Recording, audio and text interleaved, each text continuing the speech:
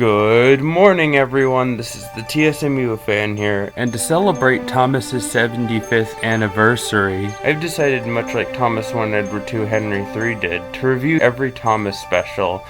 First of all, before I start this video, I'd like to say that this video is for entertainment purposes only, and I do not own any of the clips or music in this video.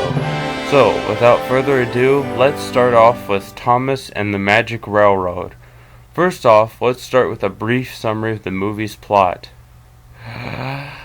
The movie starts out with Thomas and Gordon meeting up at the station, and Diesel 10 races through the station with plans to find Lady and destroy her. We then transition to Shining Time Station, and then Thomas meets up with James at the sheds. Diesel 10 shows up and explains his plan to Thomas, who retaliates by leaving the sheds to find Mr. Conductor. Meanwhile, Patch notices some lines on Billy Two Feathers' map and thinks it's the railway tracks. We then see that a person named Burnett is trying to fix Lady in his secret hideout, and when Patch sees the engine, Burnett reveals his past. Lady had apparently been chased by Diesel 10 and crashed off the tracks. Meanwhile, Diesel 10, Splatter, and Dodge are meeting up at the mountain that Pinch had carved into the shape of Diesel 10's face. Splatter and Dodge reveal that Mr. Conductor is coming to Soda, and Diesel 10 threatens to destroy him too. Meanwhile, Mr. Conductor is preparing to leave Shining Time, and after talking to Billy, he leaves on a rising star and meets up with Thomas. He explains that he's running out of gold dust, but still plans to keep Diesel 10 in order. Meanwhile, Lily, Burnett's granddaughter, is getting ready to leave to visit him. Meanwhile, James, Gordon, and Thomas argue about who should have taken Mr. Conductor.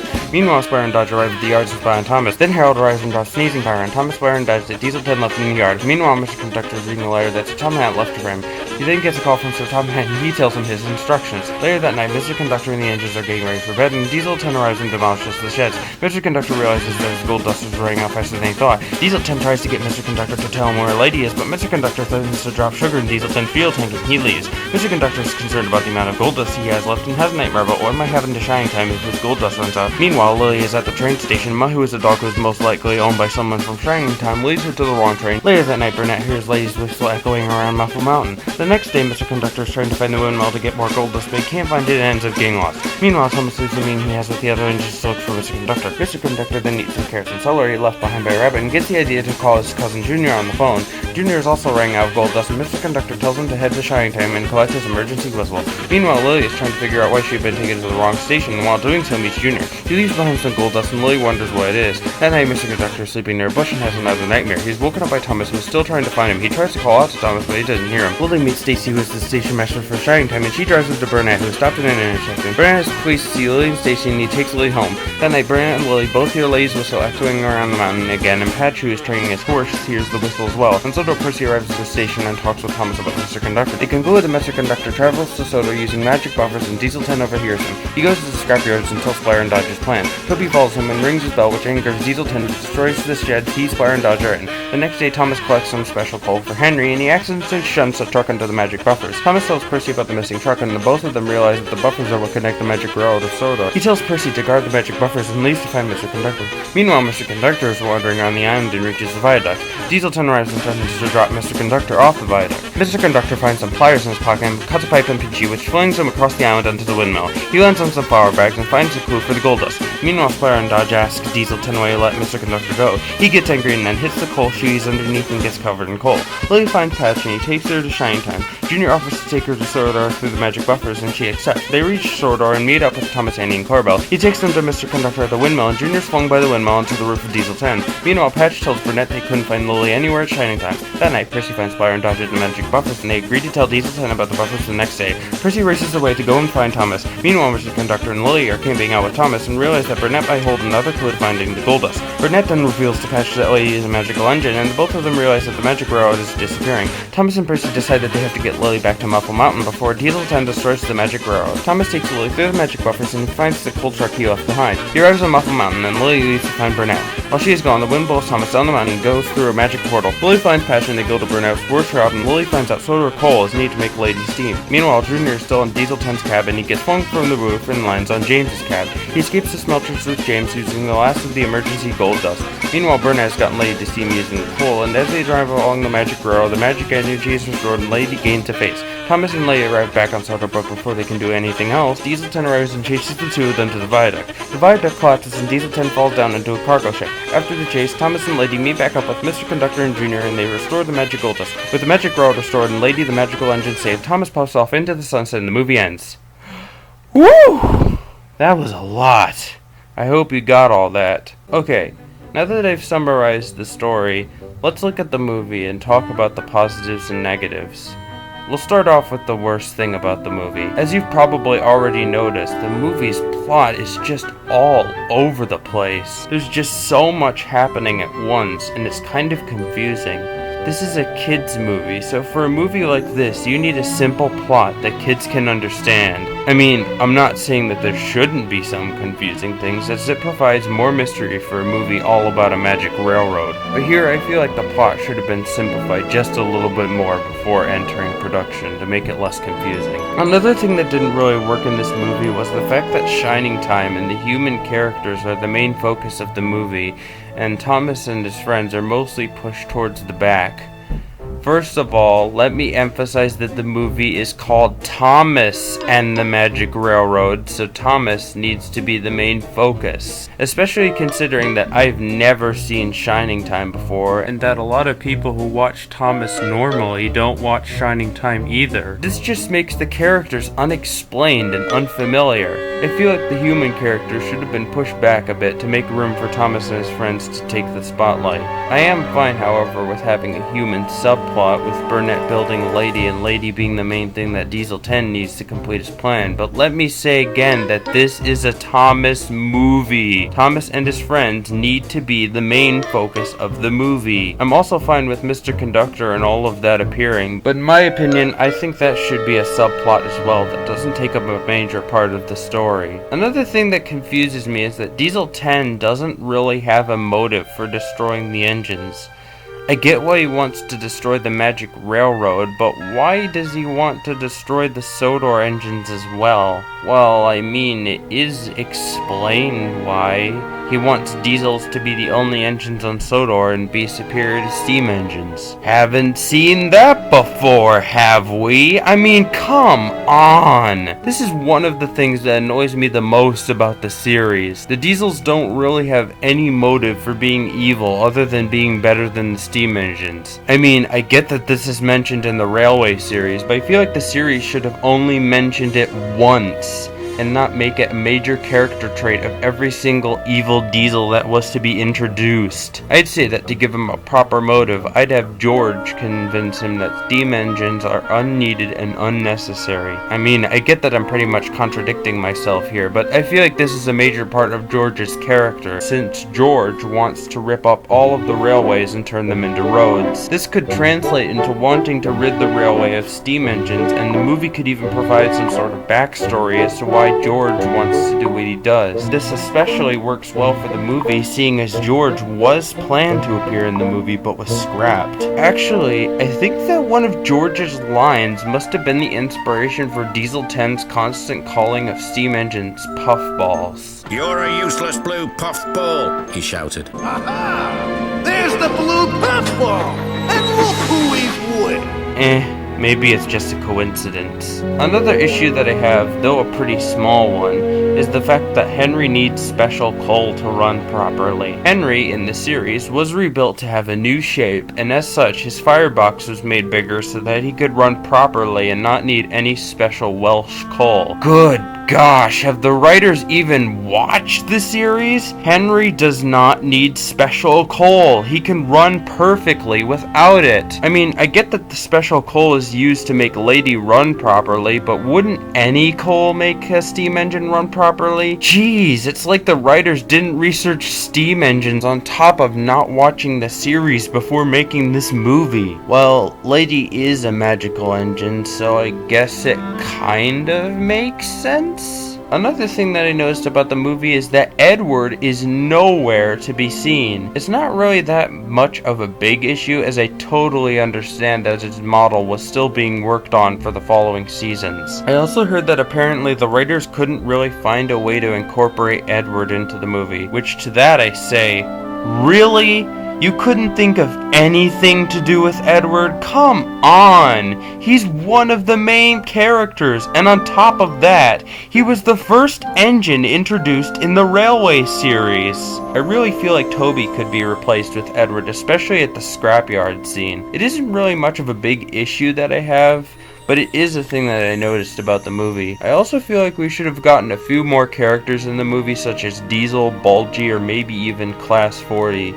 Why do I mention these characters? Because I feel like they could side with Diesel 10 and help him destroy the Magic Railroad. I feel like either these characters should have a big role in the story or just appear in the background, but that's just probably me asking for too much. For what we got, I really like the characters that were in the movie. Another thing that I noticed is that Burnett Stone is very depressed in the movie. I mean, I get why he's sad. Having a loved one pass away can make you very unhappy and depressed. But at some points in the movie, I think it kinda drags down the plot, and it even makes Thomas and his friends even less of the main focus for a movie called Thomas and the Magic Railroad. Anyways, I think that might be all of the biggest flaws that the movie has, and that the other things that are wrong with the movie are either very minor, or I just feel that they aren't worth talking about. So with that being said, let's move on to the positive things about the movie. Let's start out with the sets and lighting. It's beautiful, and it looks like a combination between the lighting in seasons 4 through 5 and season 6. That's a very interesting combination, and it makes for a lot of great shots, especially the ending scene. The sets are also very interesting. I like the look of the viaduct, and I really like the scrapyard and Tidmouth shed sets. Another thing that I like about the movie is the aspect of Diesel 10. He's a very good villain for the movie, and he looks really intimidating. I mean, sure, having a claw on top of him is a little unrealistic, but seeing the work that he does in calling all engines, like cleaning up scrap and branches beside the line, I guess it does have more of a purpose then. Speaking of Diesel 10, he was originally designed to have his name on his sides, and Pinchy was supposed to be concealed inside of him until the meeting with Splatter and Dodge at the scrapyards. Let me just say that I'm glad that they didn't keep this design, as I really think that Diesel 10 looks extremely weird without Pinchy on top of him. I really think that he looks a lot more like his basis without Pinchy, which isn't necessarily a bad thing, as I get that the show is supposed to be as realistic as possible. But in my opinion, I really like the look of Pinchy on top of Diesel 10, and he looks a lot better without his name on his sides. Anyways, continuing with the review, another thing that I like about the movie is the music, which was composed by Hummy Man. I mean, nothing's better than the original music by Mike O'Donnell and Junior Campbell, but here, the music is just beautifully written, especially the opening theme, which is beautiful sounding. The arrangements of the songs in the movie are also very good, and Really Useful Engine sounds brilliant as an orchestral arrangement. I mean, I know that a lot of people don't really like the This Is Your Shining Time and I Know How the Moon Must Feel songs in the movie, and I get why people don't really like them. But in my opinion, I really like the Shining Time song, as it really gives us a good introduction to the Shining Time characters, even though I really feel that Thomas should be the main focus.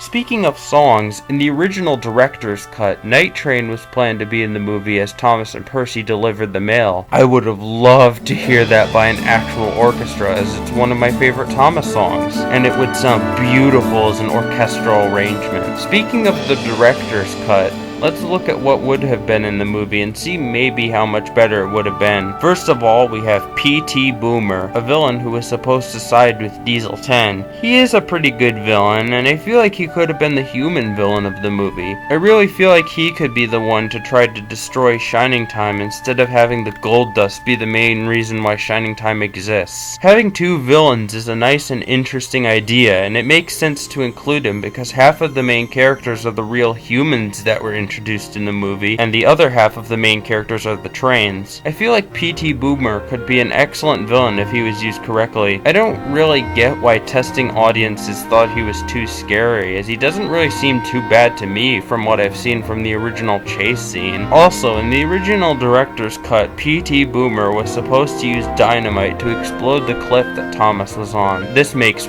way more sense than what really happens in the movie, as do you really expect me to believe that the wind could blow Thomas down the cliff? I mean, I get that wind can be pretty strong if it's blowing fast enough, but in the movie, the wind only looks like a gusty breeze. Another thing that was cut out of the movie was that Lily was supposed to narrate the movie, and she and Patch were supposed to have a relationship with each other and be married at the end. While I do think that Lily narrating the movie is an interesting concept, I think that the relationship between Lily and Patch doesn't have anything to it. I mean, look at it this way. way. If they focused more on Lily and Patch's relationship, Thomas and his friends would be featured even less in the movie, and in the movie, Lily and Patch only speak like a few lines to each other, and the relationship has, again, almost nothing to it. Now that we've talked about the major changes, let's talk about the voices for the characters. This is the only model series movie to have separate voice actors for each of the characters, except for maybe Great Discovery. Well, let's get into the characters.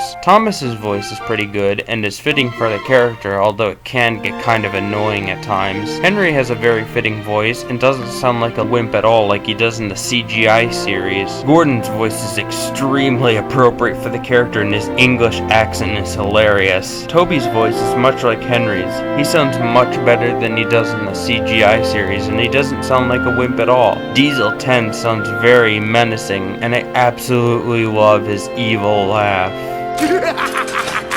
Man, I wish they would have kept it in the CGI series. Lady's voice, in my opinion, is just very bland, and I feel like there's just nothing to it. Yes, I know that she's voiced by Britt Allcroft, but I really think that they should have gotten someone else to voice her, as Britt Allcroft doesn't really bring a lot to the character of Lady other than the fact that she's the creator of the TV series. Splatter and Dodge sound so hilariously funny, and I feel like they should have done something with them in the series, especially considering that they were supposed to appear in the Great Race as the shunting diesels. Speaking of Splatter and Dodge, apparently Michael Angelis voiced them in the original director's cut. No, do it yourself. Yeah, do it yourself.